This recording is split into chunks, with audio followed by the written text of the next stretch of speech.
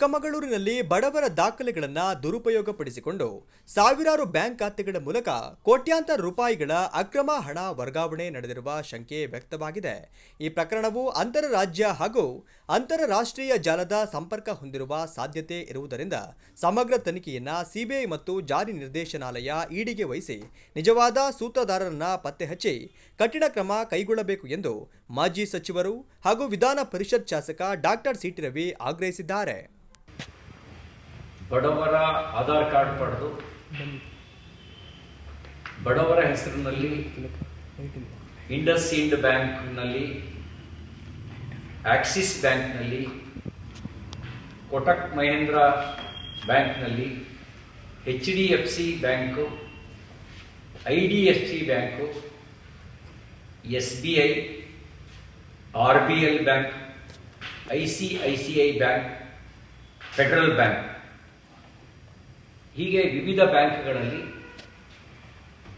ಬಡವರ ಆಧಾರ್ ಕಾರ್ಡ್ ಪಡೆದು ನಿಮಗೆ ಸರ್ಕಾರದಿಂದ ಹಣ ಬರುತ್ತೆ, ನಿಮಗೆ ಮೋದಿ ದುಡ್ಡು ಬರುತ್ತೆ ಅಂತ ಹೇಳಿ ಅವ್ರದ್ದೇ ಸಿಮ್ ಕಾರ್ಡ್ ಕೊಟ್ಟು ಬ್ಯಾಂಕ್ ಖಾತೆ ತೆರೆದು ಲಕ್ಷಾಂತರ ರೂಪಾಯಿಗಳ, ಕೆಲವು ಖಾತೆಗಳಲ್ಲಿ ಕೋಟ್ಯಾಂತರ ರೂಪಾಯಿಗಳ ಅಕ್ರಮ ವಹಿವಾಟನ್ನ ಖಾತೆದಾರರಿಗೆ ಗೊತ್ತಿಲ್ಲದಂತೆ ನಡೆಸಿರುವ ಮಾಹಿತಿ ಲಭ್ಯ ಆಗಿದೆ.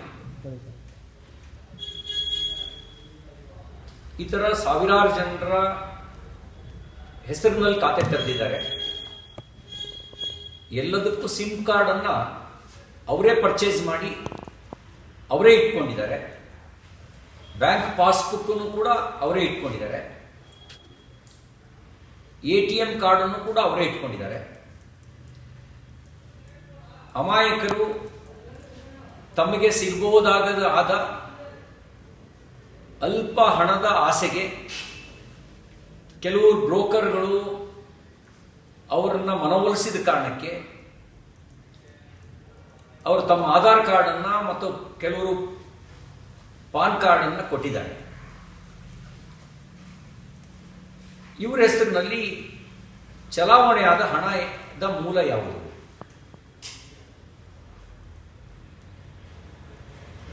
ಇದರ ಸಮಗ್ರ ತನಿಖೆ ಆಗಬೇಕು. ಯಾತಕ್ಕಾಗಿ ಬಡವರ ಖಾತೆಗೆ ಹಣ ಹಾಕಿ ಹಣ ತೆಗೆದಿದ್ದಾರೆ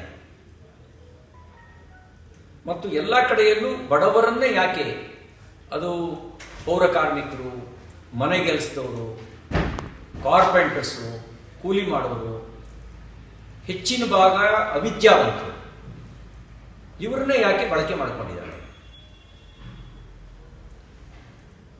ಇದರ ಸಮಗ್ರ ತನಿಖೆ ಆಗಬೇಕು. ಮತ್ತು ಹಣದ ಮೂಲ ಯಾವುದು? ಕೆಲವರು ಹೇಳ್ತಾರೆ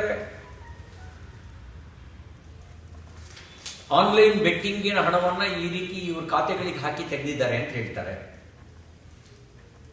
ಇನ್ನು ಕೆಲವರು ಅನುಮಾನ ವ್ಯಕ್ತಪಡಿಸಿದರೆ ಡಿಜಿಟಲ್ ಅರೆಸ್ಟ್ ಮೂಲಕ ಅವರ ಖಾತೆಯಲ್ಲಿ ಇದ್ದಂಥ ಹಣವನ್ನ ಬೇರೆ ಬೇರೆ ಖಾತೆಗಳಿಗೆ ವರ್ಗಾವಣೆ ಮಾಡ್ಕೊಂಡಿದ್ದಾರೆ ಅಂತಕ್ಕಂಥ ಮಾತನ್ನು ಕೂಡ ಹೇಳ್ತಾರೆ. ಬೆಟ್ಟಿಂಗ್ ಆ್ಯಪ್, ಡಿಜಿಟಲ್ ಅರೆಸ್ಟ್ ಖಾತೆ ಅಂತ ಹೇಳ್ತಾರೆ, ಮನಿ ಟ್ರಾನ್ಸ್ಫರ್ ಮಾಡ್ಕೊಂಡಿರೋದು ಅಂತ. ಇನ್ನು ಕೆಲವರು ಅಕೌಂಟ್ ಹ್ಯಾಕ್ ಮಾಡಿ ಮನಿ ಟ್ರಾನ್ಸ್ಫರ್ ಮಾಡ್ಕೊಂಡಿರೋದು ಅಂತಕ್ಕ ಮಾತನ್ನು ಕೂಡ ಹೇಳ್ತಾರೆ. ಆದರೆ ಕೋಟ್ಯಾಂತರ ರೂಪಾಯಿಗಳ ವ್ಯವಹಾರ ಆಗಿರೋದು ಬಹಳ ಸ್ಪಷ್ಟವಾಗಿ ಕಾಣ್ತಾ ಇದೆ. ಈ ಜಾಲ ಬರೀ ಚಿಕ್ಕಮಗಳೂರಿಗೆ ಮಾತ್ರ ಸೀಮಿತ ಆಗಿಲ್ಲ, ಅಂತರ್ಜಿಲ್ಲೆ, ಅಂತರ್ರಾಜ್ಯ ಮತ್ತು ಅಂತಾರಾಷ್ಟ್ರೀಯ ಮಟ್ಟದ ಜಾಲ ಇದೆ ಅಂತಕ್ಕಂಥ ಅನುಮಾನವನ್ನು ಕೂಡ ವ್ಯಕ್ತಪಡಿಸ್ತಾ ಇದ್ದಾರೆ. ಈಗಾಗಲೇ ಹನುಮಂತ ಮತ್ತು ಆನಂದ್ ಅಂತಕ್ಕಂಥ ಇಬ್ಬರು ದೂರುದಾರರು ದೂರು ಕೊಟ್ಟಿದ್ದಾರೆ. ಆನಂದ ಸನ್ ಆಫ್ ನಾಗರಾಜು ಅವರ ಹೆಸರಿನ ಅವರ ಖಾತೆಗೆ 26,50,517 ರೂಪಾಯಿ ಡೆಬಿಟ್ ಆಗಿದೆ. 26,91,958 ರೂಪಾಯಿ ಕ್ರೆಡಿಟ್ ಆಗಿದೆ. ಅಂದರೆ ಅವರ ಹಣ ಹಾಕಿದ್ದಾರೆ, ಹಣ ತೆಗೆದಿದ್ದಾರೆ. ಇನ್ನೊಬ್ಬರು ಹನುಮಂತು ಅನ್ನೋ ಹೆಸರಿಗೆ 34,78,932 ರೂಪಾಯಿ ಕ್ರೆಡಿಟ್ ಆಗಿದೆ. 33,28,274 ರೂಪಾಯಿ ಡೆಬಿಟ್ ಆಗಿದೆ. ಹಾಗೆ ಇನ್ನೊಬ್ಬರು ಅಶ್ವಿನಿ ಮನೆ ಕೆಲಸ ಮಾಡೋರು, ಅವ್ರ ಹೆಸರಿಗೆ 28,94,520 ರೂಪಾಯಿ, 28,94,520 ರೂಪಾಯಿ ಕ್ರೆಡಿಟ್ ಆಗಿದೆ. 28,72,31 ರೂಪಾಯಿ ಡೆಬಿಟ್ ಆಗಿದೆ. ಹೀಗೆ ಸಾವಿರಾರು ಜನರ ಖಾತೆಯಲ್ಲಿ ಹಣ ಚಲಾವಣೆ ಆಗಿದೆ. ಕೆಲವರು ದುಬೈನಲ್ಲಿ ಇದ್ರ ಕಿಂಗ್ ಪಿನ್ ಇದ್ದಾರೆ ಅಂತ ಹೇಳ್ತಾರೆ. ಇದರೆಲ್ಲದರ ಸಮಗ್ರ ತನಿಖೆ ಆಗಬೇಕು. ನಮಗನ್ಸುತ್ತೆ ಈ ತನಿಖೆ CBI ಮತ್ತು EDಯ ಮೂಲಕ ಆಗೋದು ಸೂಕ್ತ ಇದೆ. ನಾವು ಕೂಡ ಕೇಂದ್ರದ ಗೃಹ ಸಚಿವರಿಗೆ ಮತ್ತು ರಾಜ್ಯದ ಮುಖ್ಯಮಂತ್ರಿಗಳಿಗೆ CBI ಮತ್ತು EDಯ ಮೂಲಕ ತನಿಖೆ ನಡೆಸೋದಕ್ಕೆ ಮನವಿ ಮಾಡ್ಕೊಳ್ತೀವಿ.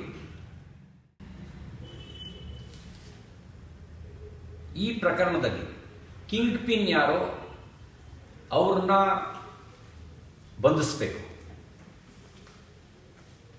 ಈಗ ನನಗಿರೋ ಮಾಹಿತಿ 6 ಜನರನ್ನು ಬಂಧಿಸಿದ್ದಾರೆ ಅನ್ನೋ ಮಾಹಿತಿ ಇದೆ. ಇವ್ರ ಜೊತೆಗೆ ಇವರು ಬರೀ ಟೂಲ್ಗಳು ಅಥವಾ ಇವರೇ ಕಿಂಗ್ ಪಿನ್ನು, ಸಮಗ್ರ ತನಿಖೆ ಆಗಬೇಕು. ಕಿಂಗ್ ಪಿನ್ಗಳು ಯಾರಿದ್ದಾರೆ ಅವರನ್ನ ತನಿಖೆ ನಡೆಸಿ ಬಂಧಿಸುವ ಕೆಲಸ ಆಗಬೇಕು. ಅವ್ರು ವಿದೇಶದಲ್ಲಿದ್ದರೆ ಅದಕ್ಕೆ ಸೂಕ್ತ ಕೇಂದ್ರ ಸರ್ಕಾರದ ತನಿಖಾ ಏಜೆನ್ಸಿ ಸೂಕ್ತ ತನಿಖೆ ಮಾಡೋದೇ ಸೂಕ್ತ. ಅವ್ರ ತನಿಖಾ ಏಜೆನ್ಸಿಯ ಮೂಲಕ ಸಮಗ್ರ ತನಿಖೆ ನಡೆಸಬೇಕು ಅಂತ ಆಗ್ರಹಿಸ್ತೇನೆ.